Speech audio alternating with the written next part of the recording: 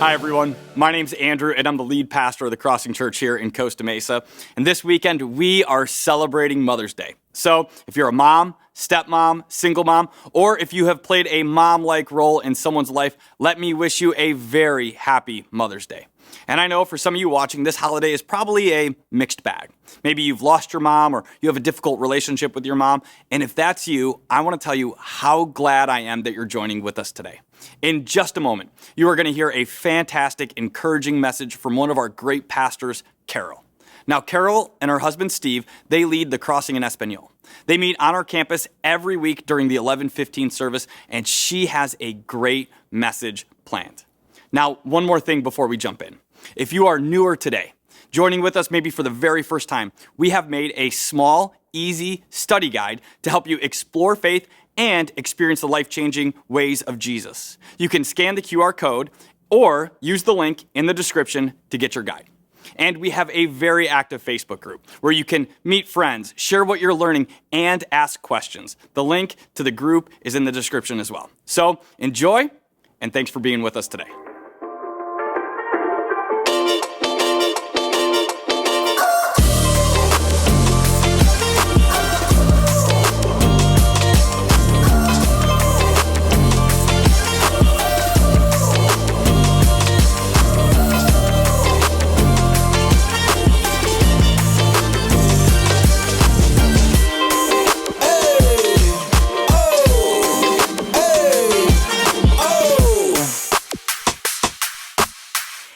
Everyone, for those who don't know me, my name is Karol Sandoval, and I'm one of the pastors here along with my husband for the Crossing in Espanol. I'm a mother of 2 kiddos under 2 years old, and my newest baby, she just turned 3 months, and her name is Mila. And my oldest son, he's 21 months, and his name is Jonathan. It's been a crazy 2 years, but super rewarding.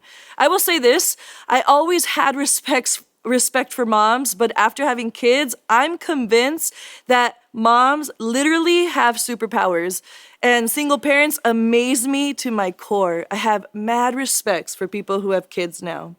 But it's an honor to be here today and be able to speak on Mother's Day. Happy Mother's Day to all the moms, all the people who take care of kids, all those who have or take the role of a mother for someone or for a child. You know who you are. We see you and we thank you. Steve and I, my husband and I, we were foster parents before we had our biological kids. And honestly, that doesn't make you less of a parent in any way. So thank you. Thank you to everyone who steps in for kids in any capacity. Lord knows it takes a village. My husband and I have been serving in TCE for over 5 years and pastoring for a little over a year now, and it's been remarkable to see God move in such powerful ways this past year. I just wanted to share one story in TCE. Obviously, there's so many things I can share, but I just wanted to share one story today. And a few months ago, we had a combined service with TC and TCE. TC stands for the Crossing, and TCE stands for the Crossing in Espanol. And someone had approached my husband and I at the end of the service because she didn't know that we had TCE, and she was asking questions about our Spanish service. So we spoke to her for a little bit, and she explained how nervous she was to come to service that day because she had been struggling with some addictions for many years at the time. And she wanted to make some major changes in her life. So we plugged her into our Spanish recovery group that we have on Friday nights. If you didn't know, we have Lifelines, which is an English recovery group on Friday nights. And then we added about a year ago a Spanish recovery group. And God's been moving in such a powerful way. She started showing up on Friday nights and then Sunday services, and then got plugged into our Spanish small groups. And we've seen her life change for better in such a short amount of time. It's been remarkable on how God's been moving her in her life. Her name is Myra, and she got baptized a few weeks ago, and she's been sober for about 5 months now. Like her story, we've seen so many. It's so beautiful to see people say yes to Jesus and truly experience how he changes our lives. She made such a change in her life that her parents started coming to church, and slowly but surely, other family members started to see the positive change and wanted to be a part of that as well. Which leads me to today's topic. Today, I'm going to be speaking on being a witness in our family. I remember that I asked a close friend of mine to speak on love for a youth group I was leading at the time.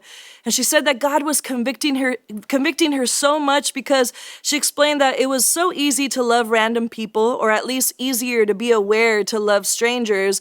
But what God was bringing to her attention was how she was loving the people closest to her. How would she respond to her mom, to her dad, to her brother, to her sister when she was having a bad day? She went on to explain that she found herself letting her stress and anger out on the people she loved the most because her guard was down, even though most times they really had nothing to do with why she was having a bad day. And to be honest, I think all of us can do something like this. If we're not careful, our family does end up getting the worst version of ourselves because we let our guard down.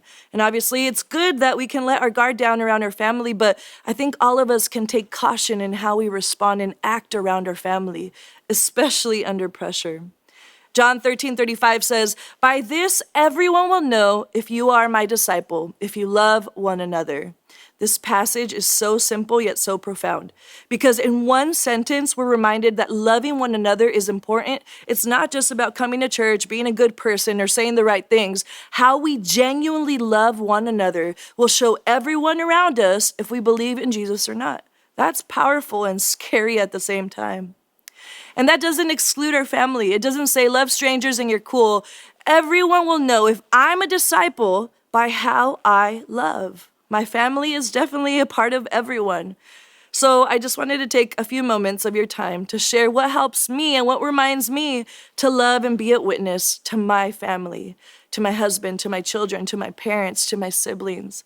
I'm going to be honest with you, I don't have all the answers. And frankly, my life has changed so much in the past 2 years that I've been trying to find a new balance. What is a new normal for me, and finding what is a healthy rhythm for myself. And that's been a challenge. But these are the 4 things that I'm going to share what I'm personally leading into in this season. And I hope it helps refresh someone here today as well. First things first, put God first. It's essential in any healthy family that we have God as our priority. God needs to be the focal point of our families to be able to set the tone of the rest of our relationships. To put it super simple, the way I know if I'm putting God first or not is I track where my time, my money, and my energy are going. What I'm thinking about constantly. What am I spending most of my money on? Where am I spending my energy on? I follow where these questions lead, and if it doesn't lead to God, then I reevaluate and I adjust. Because at the end of the day, the best way to succeed in any of our relationships is putting God first, allowing God to guide, to lead, to speak, and to do whatever he needs to do within us to be able to have healthy relationships, allowing the person of the Holy Spirit to guide and speak to us like Andrew spoke on in the first weekend of this series. It goes without saying that the best way to preach the gospel is to live the gospel. If we're not allowing God's word to transform and change us to become better people, then we might not really be opening ourselves up fully to what God has in store for us. Our actions will always speak louder than our words. So go to church, get plugged in, do whatever you need to do the adjustments that you need to make in your life to put God first. Only you know what that looks like for your life and what changes you need to make for that to genuinely be true in your life. What things need to adjust? What things need to change or drop or you need to let go? What things maybe you need to add to your schedule? When Jesus was here, he was questioned a lot by the teachers of the law, and he oftentimes would shut them up because of how wise he was when he responded to them. And there was a time that he was even being questioned, and someone asked him a very crucial question. In Matthew 22:34-40, it says, "Hearing that Jesus had silenced the Sadducees, the Pharisees got together. One of them, an expert in the law, tested him with this question. 'Teacher, which is the greatest commandment in the law?' Jesus replied, 'Love the Lord your God with all your heart, with all your soul, and with all your mind. This is the first and greatest commandment. And the second is like it. Love your neighbor as yourself. All the law and the prophets hang on these 2 commandments.'" The Pharisees of the law were trying to stump Jesus, but he always had a way to shut them up. He basically simplified following God in just 2 sentences. This is important to note because they were obsessed with rules and laws and punishing those who couldn't keep the law. And Jesus basically says, love God and love people, our first step is to put God first. Love him with everything. God needs to be our priority, the main thing in our life. The interesting thing is that when we put God first, he'll gently start nudging us to make change for the better. And that's what happened with me in this next point, which is forgive one another. Steve, my husband, he's great at this. Me, not so much. Actually, one of the best ways Steve has been able to be a witness in my life is how quickly he is to forgive and ask for forgiveness. He doesn't hesitate, he doesn't defend, he just owns up to the things, and it's convicted me countless times, not because he throws it in my face when I fail to do things, but because of how quickly he is and how genuine he is when he does it. It makes me realize that that's an area I need to work on. Like I said earlier, I'm a mom of two under two, and many parents here will know, especially in the early days of an infant's life, sleep deprivation is a real thing. Sometimes you're sleeping 2 to 3 hours a day, literally, and life feels like a blur. On top of that, if it isn't your first kid, you really can't nap during the day because you need to attend to your other little bodies. So obviously this happened a lot in the first few weeks of my daughter's life. I slept very little. There were nights she was waking up every single hour, and I found myself snapping and complaining about my husband more than I ever had. I would be upset at how useless his boobs are and feel like the burden of soothing my child was completely on me. But then, on top of that, I felt like the burden of the household chores were falling fully on me as well. I'm sure a lot of parents can agree that some baby bottles have way too many parts, and cleaning baby bottles was becoming a chore that would just never end. A lot of things are frustrating, especially when we have very little sleep. And obviously, none of that had to do with my husband. It wasn't really his fault, but I would rack up proof as to how he wasn't helping enough, instead of just reminding myself that we're on the same team and wait until I had cooled off to talk to him calmly and not emotionally. In Proverbs 17:9, it says, "Love prospers when a fault is forgiven, but dwelling on it separates close friends." I had to make a conscious effort of not dwelling on the things I thought Steve was doing wrong or how I felt he wasn't helping enough, because dwelling on it was definitely separating us. And like I said, Steve is so quick to ask for forgiveness that when I would sit down and tell him how frustrated I was, he would just quickly say, "I'm sorry, I'll help you more. I didn't realize I wasn't doing enough. Just tell me how I can help and serve you," which would make me feel even worse because I spent so much time getting worked up by something that could have been fixed so quickly. This goes with everyone in our family. We're able to forgive because God forgave us. We're able to give grace because God gave us grace. See, one thing goes with another. We can't do it if we're not first allowing God to be the center of our lives and allow God to fully love us. When we do that wholeheartedly and genuinely, we're able to give that deeply and truly. I'm sure many have gone through this, but because life felt like a blur and I felt like I was losing myself in the midst of diapers and bottles and feedings and everything, I knew I had to do something, and really quick. Which leads me to my next point, which is self-care. Our culture has a hard time with this topic because resting and stopping isn't praised much. Obviously, there's a time for everything, but it is important to take care of yourself before you're able to help or care for someone else. Especially in our family, we need to care for ourselves. I know when I've had very little sleep or I feel worn out, it's nearly impossible for me to be gentle or caring or loving with my family, and they don't deserve that side of me. So I have to fight the urge to keep going and force myself to stop and take mental and physical breaks. To take a nap instead of doing another chore in the house and not feel bad for it. To go for a walk even though there are so many other things I could be doing. To talk to a friend or go out for a lunch date, hiking, a massage, asking for help when we really need it. Love yourself enough to stop and breathe and recharge and find things that fill your emotional and spiritual tank. Let's read Matthew 22 again. It says, "Hearing that Jesus had silenced the Sadducees, the Pharisees got together. One of them, an expert in the law, tested him with this question: 'Teacher, which is the greatest commandment in the law?' Jesus replied, 'Love the Lord your God with all your heart, with all your soul, and with all your mind. This is the first and greatest commandment. And the second is like it: love your neighbor as yourself. All the law and the prophets hang on these two commandments.'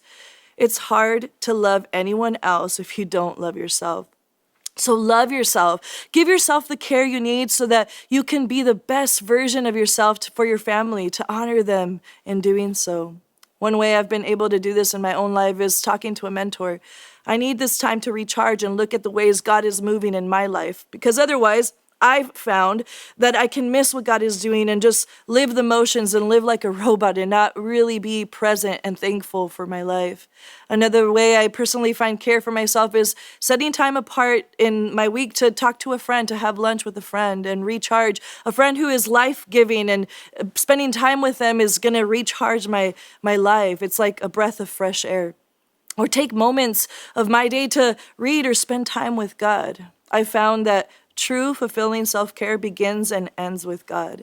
The actual care that fills me up and gives me longevity is the kind that is life-giving. That's what brings me closer to God. And not another check mark in my to-do list, but genuinely seeking God and knowing Him better. Things that give us momentary fulfillment isn't enough. Jeremiah 17, 7-8 says, "But blessed is the one who trusts in the Lord, whose confidence is in Him. They will be like a tree planted by the water that sends out its roots by the stream. It does not fear when heat comes. Its leaves are always green. It has no worries in a year of drought and never fails to bear fruit." This just reminds me to continually dwell on God. That's where real refreshment happens, where I'll truly feel like my cup is being filled. And even when problems come my way, I'll be able to have a steady confidence in God because I've spent time with the one who reminds me of that. John 15, 4-5 says, "Remain in me as I also remain in you. No branch can bear fruit by itself. It must remain in the vine. Neither can you bear fruit unless you remain in me. I am the vine, you are the branches. If you remain in me and I in you, you will bear much fruit. Apart from me, you can do nothing." This passage was plastered on one of the walls at my university, and every time I read it, it helped me focus. It helped me realize where my strength comes from and breathe in God and breathe out whatever I'm carrying that doesn't need to be in the forefront of my mind. I can do nothing apart from God. And as I get older and as my responsibilities increase, I don't want to do anything apart from Him. Another thing I've learned the hard way is that some things sound like they're life-giving, but they're really not. I have a silly example. I'm a PK, which means I'm a pastor's kid. I grew up in a household where we would pray together and have family meetings a lot. And as a kid, I hated it. I remember one occasion my dad told us, "Tonight we're going to have a family meeting and pray together as well at this specific time of the day." So I had some time before then to de-stress. And so I thought, okay, I have so much stress, I'm going to play some Super Mario. And whatever a kid goes through, I wanted to unplug stress of homework, stress of friends, stress of my parents making me pray, super stressful stuff, obviously. So I'm playing Super Mario, and I think this is going to help my stress level, and I keep losing. And I was getting so mad. And that I kept losing. So when finally my dad said, "Okay, let's go pray, guys. Let's gather together," and I went, but I was snapping and I was getting mad at everyone. And my dad gently says to me, "I don't think that video game is helping you unplug. Maybe you should stop," which made me even more mad. I know that's a silly example, but it's true. There are so many things in our life that we run to and we think, "Oh, this is going to help me unplug," but then when in reality it makes us feel worse many times. For example, venting to the wrong person about something you're going on with and something you're going through in your life, and then they end up giving you advice that ends up being really bad advice, and things end up being worse than they were. Maybe it feels better at first to vent or to gossip to that person, but if we really evaluate how we're feeling, a lot of times we end up feeling worse. Some people are just not meant to carry certain information, or worse, some people are not meant to give you advice on the matter. Find things that are truly life-giving. Find friendships that will lead you towards the person of Christ. Do whatever you need to do to go back to the source that is God. Because our connection and relationship with God are the source of ultimate refreshment. This leads me to my last point. An important way for us to serve and be a witness to our family is to pray together, or pray. Maybe together, maybe alone, but pray for one another. As I shared earlier, I hated when my dad would make us pray together, but now as an adult, I treasure those moments. I've seen the impact it's had in my life and journey with God. A few months ago, we had a series called Blessed. And during this series, we had a wall that was built to write down someone we were praying for and wanted to see them find God. Many wrote on that wall. If you came on campus, there's a picture here you could see of the wall we built, and many people had written on that wall. One thing I didn't mention about the TCE story in the beginning was that Myra intentionally wrote down her brother's name on that blessed wall. Her mom wrote down her husband's name on that wall. As a church, we prayed for each person written down on a weekly basis, and after a few weeks, Myra's dad, started coming to church. And months later, actually the beginning of this series, her brother started coming to church. There's power in prayer. Pray for your family. If you can, pray with your family. Find moments to pray and worship together. I've seen God do incredible things through prayer, and it helps me grow in Him. Sometimes all we can and all we need to do is pray. When my oldest, my son, Jonathan, when he was born, he was a big baby. He was 9 pounds, 4 ounces. Look at that big old boy. Unfortunately, because he was such a big baby, his blood sugar was too low. He was sent to the NICU, and what was supposed to be 2 to 3 days, that's what they told us was normal for big babies, ended up becoming 12 days in the NICU. Parents who have had sick children or kids in a critical condition know that this type of pain that you carry when your kid isn't doing well is so deep. It's hard to explain. It's hard to put into words. All the tests and all the poking they were doing on my son kept coming back negative, which meant he had nothing. But his blood sugar levels were not getting back to normal, and they couldn't let him go home, so they kept doing test after test on him. I had just given birth, the trauma of going through labor and now having your kid in the hospital and no explanations as to why or how to get him out. I was exhausted. We were exhausted, drained. And because of COVID, we couldn't really visit my son together with my husband, so we had to take turns, and every 3 hours we would go up and feed him. One of us would go up, and then we would see more poking or more tests being done on him. We turned to prayer like we never did before. We had people all over the world literally praying for my son. It was the only thing that kept Steve and I calm and steady during this time. See, we don't know what the outcome of our prayer will be, but what we do know and what God promises is that He's going to be with us. He's going to comfort us during that time and give us peace that we can't explain. There were times that I was too exhausted to even pray or sing or do anything, and I didn't know what to say anymore. So I would literally read or speak Bible verses over my son's life. And it was a passage that I also put in his room. It's right over his bed, and it's Isaiah 46:4. It says, "Even to your old age and gray hairs, I am He. I am He who will sustain you. I have made you, and I will carry you. I will sustain you, and I will rescue you." I still read and speak this passage over my son to this day. When he's fighting me to go to sleep at night, and I'm super frustrated with him, I read this passage over him. And as I praise God, I praise God now that my son is a healthy, happy baby boy. All the tests came back negative, and his blood sugars eventually got back to normal. But we know that God carried us during that time. Like I said, we weren't sure what was going to be the outcome of that time when we prayed, but God carried us, and He gave us strength that we didn't think we could go on anymore. Our family needs for us to pray for one another, to help carry each other in love, to help cover one another in prayer. Our family needs this. We need it. We need to rely solely on God and have that be our first place we run to. And so before we end this time together, I pray you realize that the season you're in right now can be used to bless your family. Whether you're a stay-at-home mom or dad, whether you're a single parent, when you're changing diapers or doing late night feedings, when you're not getting enough sleep, or if you feel like you failed completely as a parent, as a sibling, as a child, as a spouse, whatever it is you're going through or living through, you can choose to use this season to serve your family, to witness to them the outpour of love that you're able to receive and therefore give. I pray that you make the space necessary to have an open heart and receive God's best for your life. I pray that you have eyes to see and ears to hear what God has in store for you. Amen.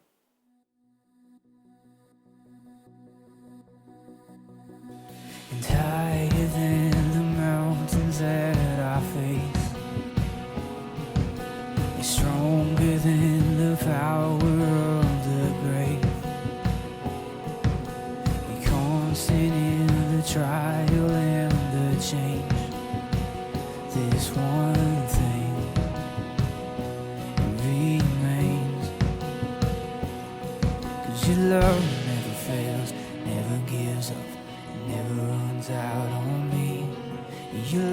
never fails and never gives up, never runs out on me. Your love never fails and never gives up, never runs out on me. Your love.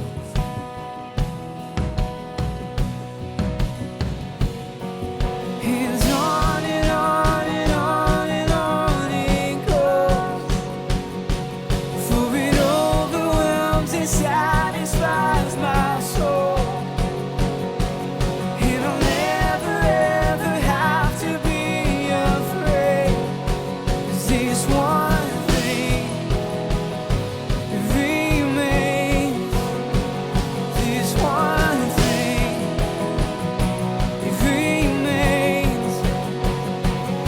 'Cause your love never fails, it never gives up, it never runs out on me. Your love never fails, it never gives up, it never runs out on me. Your love never fails, it never gives up, it never runs out on me. Your love.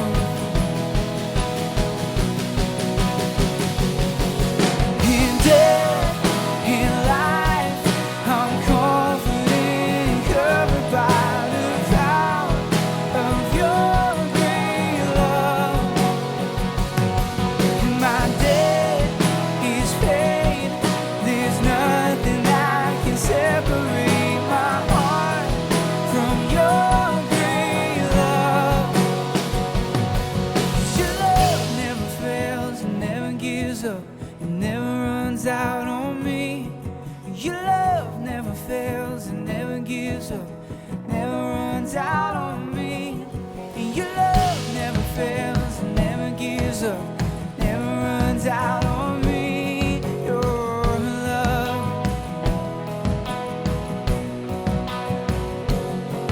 Hands on and on and on and on it goes, for it overwhelms and satisfies my soul. And I'll never ever have to be afraid, 'cause there's one thing that remains. There's one thing that remains. Your love never fails, it never gives up, it never runs out on me. Your love never fails, it never gives up, it never runs out on me. Your love never fails, it never gives up, it never runs out on me. Your love, oh, your love.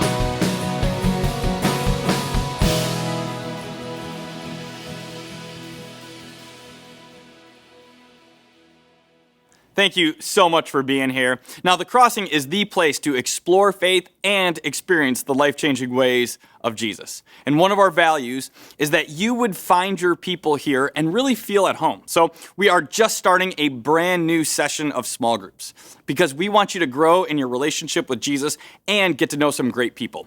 We have on-campus groups and online options. All you need to do is go to thecrossing.com/groups to find out more. On top of that, we have an amazing serving opportunity coming up very soon. On May 14th, we're going to be joining with a bunch of churches and people in our community for something called Love Costa Mesa.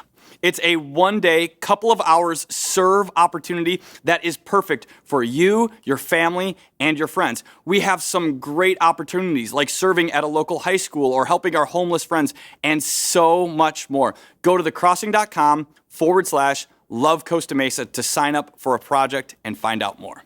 Now, lastly, none of this would be possible without those of you who give. Proverbs 11:25 says, "A generous person will prosper. Whoever refreshes others will be refreshed." I love this because what we learn is that when we give, we prosper.